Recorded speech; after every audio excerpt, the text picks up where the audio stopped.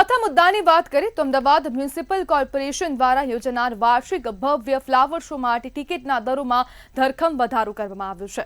નવા દરો અનુસાર રવિવાર અને જાહેર રજાના દિવસોમાં ટિકિટ ₹100 રહેશે, જ્યારે સામાન્ય દિવસોમાં ₹80ની ટિકિટ ખરીદવી પડશે।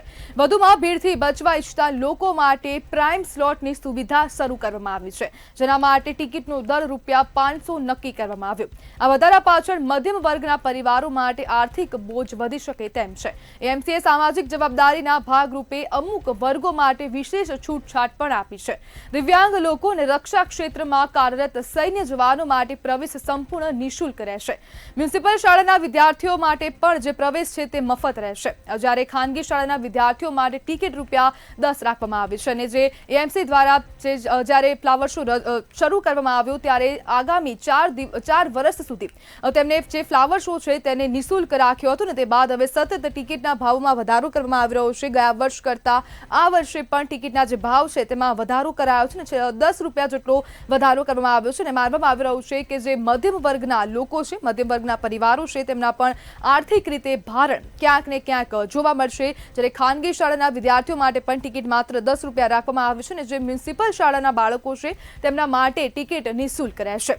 દેશ વિદેશના વિવિધ ફૂલોના આકર્ષક સ્તૂપો રજૂ કરવામાં આવશે, અને આગામી જાન્યુઆરીના પહેલા અઠવાડિયાથી જે ફ્લાવર શો છે તે શરૂ થવા જઈ રહ્યો છે, અને તેને જ લઈને હવે ફ્લાવર શોના જે ટિકિટના જે દરો છે તેને પણ જાહેર કરવામાં આવ્યા છે। ગત વર્ષની સરખામણીએ ફ્લાવર શોના ટિકિટનો જે ચાર્જ છે તે વધારવામાં આવ્યો છે, ત્યારે એએમસી ફ્લાવર શોમાં ટિકિટના દરોમાં મોટો વધારો પણ જોવા મળી રહ્યો છે।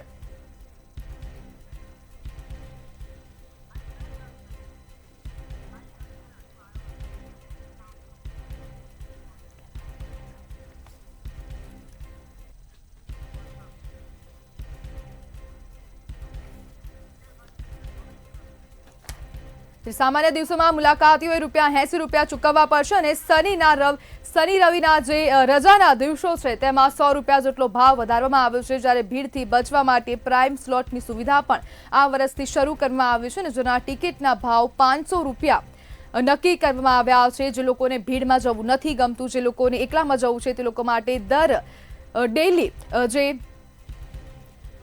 ₹500નો જે પ્રાઇમ સ્લોટ છે તે પણ બુક કરી શકાશે। ત્યારે સાથે કોંગ્રેસ શહેરના પ્રવક્તા ત્રિભુવન પરમાર જોડાઈ ગયા છે। ત્રિભુવનભાઈ, ફ્રી ટિકિટથી શરૂ થયેલો આ ફ્લાવર શો હવે ₹80 સુધી પહોંચી ગયો છે, શું કહેશો? જી ત્રિભુવનભાઈ,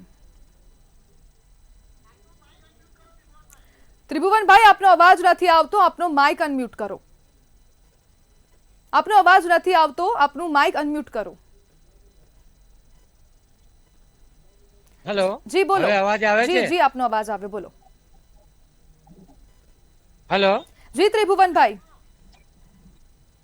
હા, આ ફ્લાવર શો માટે અમદાવાદ મ્યુનિસિપલ કોર્પોરેશનના ખર્ચે જ્યારે કોર્પોરેશન આ ફ્લાવર શો કરતી હોય ત્યારે સ્કૂલના બાળકોને ફ્રી, અને અમુક સ્કૂલના બાળકોને 10 અથવા પ્રાઇમ ટાઈમનો ભાવ અલગ હોય, ટિકિટના અમુક ભાવ અલગ હોય। એક પરિવાર સાથે જોવા જાય તો એને ₹500, ₹700, ₹1000, ₹2000 જેટલો ખર્ચો થઈ જાય। તો આવા તાઇફાઓ પછાડી કોર્પોરેશને જનતાના ટેક્સના પૈસા વેડફવાની ક્યાં જરૂર છે? શેના માટે આવા તાઇફા કરવાના? તમે ફ્લાવર શો જનતાના લાભાર્થે કરો છો તો વિના મૂલ્યે કરો, અથવા તો જનતાને લાભ માટે કરો। તમારે ટિકિટના ભાવ જ આટલા બધા રાખવા હોય તો જગ્યા ઉપર પ્રાઇવેટ પાર્ટીના નામે કરીને કરો ને। શાના માટે અમદાવાદ કોર્પોરેશનના આટલા પૈસાનો વેડફાટ કરવામાં આવે છે? જી બિલકુલ ત્રિભુવનભાઈ, જોડાવા બદલ આપનો આભાર।